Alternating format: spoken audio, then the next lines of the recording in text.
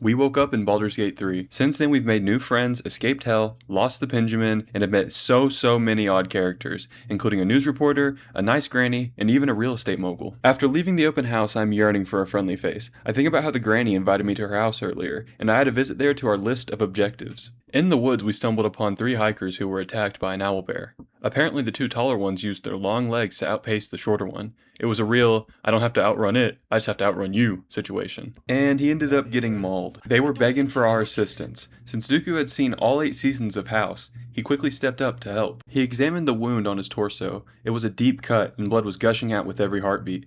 "This guy's cooked," he muttered under his breath. Huh? And in true House fashion, Dooku diagnosed the dying man with syphilis. The short bro passed with his secret exposed. He had been cheating on his poly and had contracted STDs in the process. The 2 survivors were enraged and wanted to take their anger out on someone. They invited us to go hunt the owlbear with them, and Dooku told them we'd join their hunt come the morning, as it was getting late. I ran off to scout the hunting area, completely oblivious to Dooku's dirty little secret. Now this guy had become addicted to eating tapeworms. Not only did they give him a crazy high, but they also had a strange effect on his body. He could feel himself growing stronger each time he ate one. He could sense a tapeworm was in this body and used some of his newfound power to extract it. Back at camp, we settled in for the night. I was in a pretty bad mood because I accidentally ruined my shirt by dyeing it red, and I went to bed with my blood boiling. I guess that warm blood made Asterion Targaryen thirsty as hell, because I woke up to him in the middle of the night trying to suck me dry.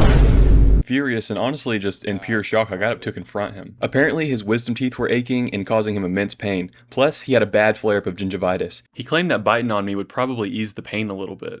Like I said earlier, I would never trust a Targaryen. Plus, my girlfriend made me sit through over 6 seasons of the Vampire Diaries, so I saw through his dirty little lie. Asterion is a vampire. What? I had to handle my next move carefully. I told him to just go to the grove and snack on some druids for the night, so he stalked off in their direction. The next morning we woke up feeling a little groggy, but like, who can blame us? We do have a vampire in our camp. But we're still ready to go for the owlbear hunt. That should be fun. The 2 folks from the poly yesterday were waiting for us in the owlbear's lair. The beast was cornered and willing to put up a fight. That was when we noticed a baby owlbear. We didn't sign up to fight the baby, but the poly started attacking it anyways. No! No! Kill him. After seeing violence done to the cute baby owlbear, we switched our targets up to the poly people, swiftly and efficiently taking them out. So yeah, all in all a successful hunt. 2 hikers were dead and a baby was well fed. Now that that was over, it was time to go see the granny. Now, I kinda knew the general vicinity of where she lived, but I didn't know the exact location. Luckily, while on the road to her house, I found Aridin from earlier. I asked him for directions to the granny's place and he pointed me and said it was just over the river and through the woods that way. We kissed and then parted ways. What a nice guy. So the homies weren't exactly as committed to visiting the granny's house as I was, mostly due to the fact that they hadn't met her yet, so they decided to stick around and check out this village while I ran off to Granny's house.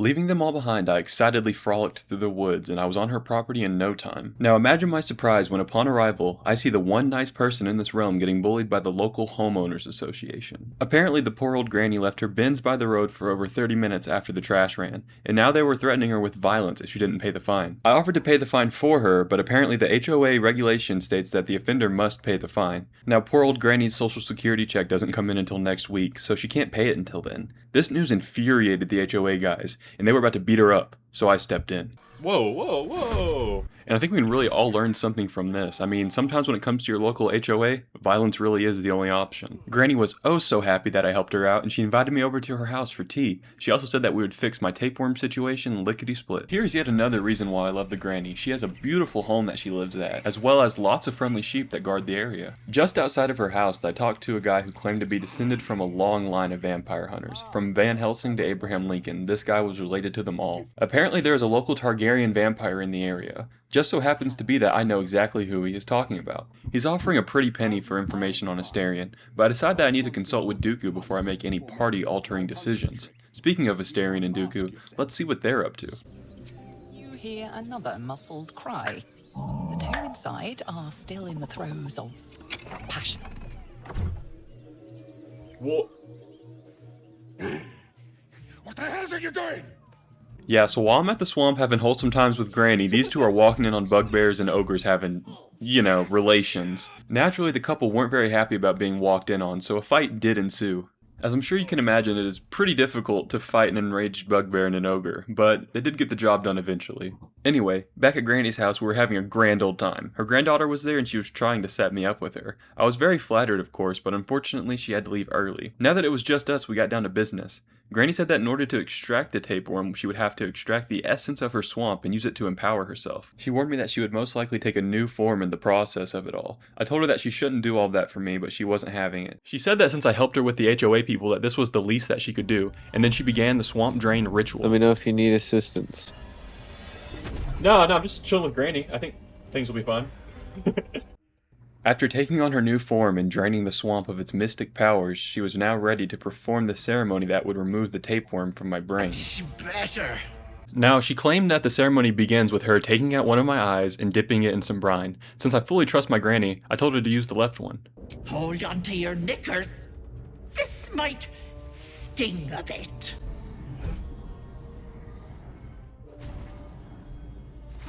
After giving it a good dip and doing some incantations, she plops it right back in. No, that wasn't so bad, was it? Well, it honestly hurt a lot, and I couldn't see out of it anymore, and that was making me stress out a bit, but I guess it could have been worse. Now that she had access to the brain through the eye, it was time to get that nasty little parasite out of there. The parasite squirms at the hag's words. Pain builds behind your eye. You feel the creature writhe as it's dragged towards your ear. Then it bites back, burrowing even deeper into your brain. Goddamn wretched! Ah! Didn't tell me it was netherese. I'm not touching that! Apparently, everyone else who was on the Nautiloid and I were infected with super netherese tapeworms. She really didn't explain what that meant, but I played enough Minecraft to know that netherese can't be a good thing.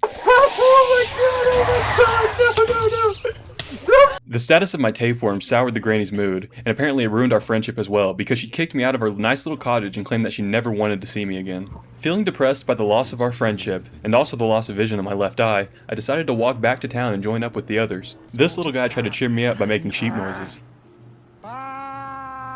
But alas, it did not work. In town, I found a few ogres snacking on a tiefling. I'm gonna talk to some augurs. When they saw me, they said that it had been a while since they had last tasted human, and that I would probably make a good snack. I was already upset about the falling out I had had with my good friend, the granny, so I just let my emotions out and I yelled at them. This tactic actually worked in my favor, as a combination of my milked over eye and scary scream ended up freaking them out. Since I had scared them, they had decided that they would not end up eating me, and now had a newfound respect for me. They gave me a horn that I was to sound whenever I needed their help in battle, and they left. Oromogging the ogres did make me feel a bit better, I can't even lie. Dooku was waiting for me outside the house, and the party was reunited again. So I have to admit that I was still pretty bummed out about losing vision in my left eye. I informed Dooku about this, and he cheered me up by telling me what he had been up to. His story was hard to believe, but the proof was here. I have to believe him. In town, Asterion and I found a helmet that would give me momentum at the start of combat. Dooku had stumbled across an old well while we were doing that, and found some money at the bottom. He climbed down there to get his grubby little paws on some of that bread. Now keep in mind that Dooku knew about Raphael's offer to sell us the House of Hope, and he was all about that. He was tired of being poor and scrounging for money at the bottom of wells, so he came up with a new hustle to get us some shillings. He claims that if we get the house for the right price, we could just rent it out, and charge the renters just enough to cover the mortgage and make some passive income on the side. He's such a hustler, it's so inspiring for real. Now, the bottom of the well was actually home to a complex cave system that was full of bad guys, so we decided to get some sleep before taking them on in the morning. Back at camp, I told Dooku about the vampire hunter I had found. We decided that Asterion was a little too useful to get rid of at the moment, but Asterion himself was making me regret that decision. Before we found out his secret, he was a completely different person, but now that we all knew, the guy had turned being a vampire into his whole personality. Like, bro, we get it. He was trying to be cool with me, talking about which one of our companions would taste the best. I just left it at that and went to bed. I really should have turned bro in when I had the chance. So the cave was actually home to a lot of massive spiders. Luckily for me, I had recently read The Hobbit, and chapter 8 was basically a tutorial on murking big spiders. We even felled the matriarch of the cave, which is notable because she's probably our most impressive kill so far in Faerun. Now the goal to find Halsin had kinda taken a back seat in our minds. At this point, we were almost certain that he wouldn't be able to treat our super tapeworm anyway, but we were at the goblin camp, so we decided to look for him anyways. When the guard at the gate saw Dooku, he was immediately hostile. He began by insulting his drip. After that, the goblins started flaming bro for smelling bad. Now Dooku's a cheeky little guy, and he had happened to eye some doggy doo-doo on the ground. He decided to show Mr. Goblin what true stink was. So cute! My eyes! You shitey fake shite! Naturally, after throwing that doo-doo on his face, a fight ensued. Luckily, we are pretty good at killing goblins at this point. One thing cool that happened in this fight was that Lae'zel used her froggy powers to jump this high. That was crazy. Then she even one-shotted the goblin right after, sick. like, Okay. holy aura, am I right? After taking care of the scouts, we had to cross this bridge. Uh-oh. This was it. Our adventure was finally about to come to an end. The tapeworms were commanding us to turn into evil squids. We find ourselves at this crucial moment in our story, and you will never believe what comes next. Nothingness in every direction. No! My game crashed. That's right, you heard it. Dooku got un-isekai'd and sent back to the lobby. Unfortunately, he missed out on seeing the handsome man himself. Oh, and I guess I should also mention that in this moment before our death, Shadowheart pulled a Rubik's Cube out of her inventory, and it literally saved us all with just no explanation. You feel energy pulsing Nice. throughout of it. Dooku even made it back to see the end of the cutscene, which is really cool. But I still feel bad for him. I mean, you know, he did miss out on seeing the handsome young man himself. Like, seriously, what are we doing? We were actually very much intrigued by how her magic Rubik's Cube worked, but eventually the conversation just evolved into her yapping about random emo stuff. So we put a pin in it, and then we decided to move on, for now. It seems the goblin camps don't support the freedom of press, but they at least kept the reporter alive, which is more than can be said of a certain place. The merchant at the camp was actually a super chill guy. I bought the returning pike off him as well as some boots. So while I was being productive and buying supplies for the party, Lae'zel had wandered off to talk to this goblin named Crusher. Now I don't know how this came to be, but their conversation ended with Crusher kissing her feet. And like, I know there's so many of y'all out there who would just love to switch positions with him. Y'all are so nasty, it makes me sick.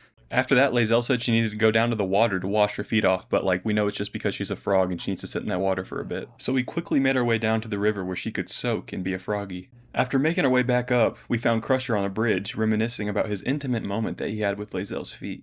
I think we can all agree that that was very ungentlemanlike of him, so I decided to turn him into fresh frog food. Oh, there we go. Now, we had been running through this camp for so long that Dooku had unlocked a new stem. Mr. Droragslin! Droragslin! So enough messing around. Let's get into the sanctum at the center of the goblin camp and see what we can find.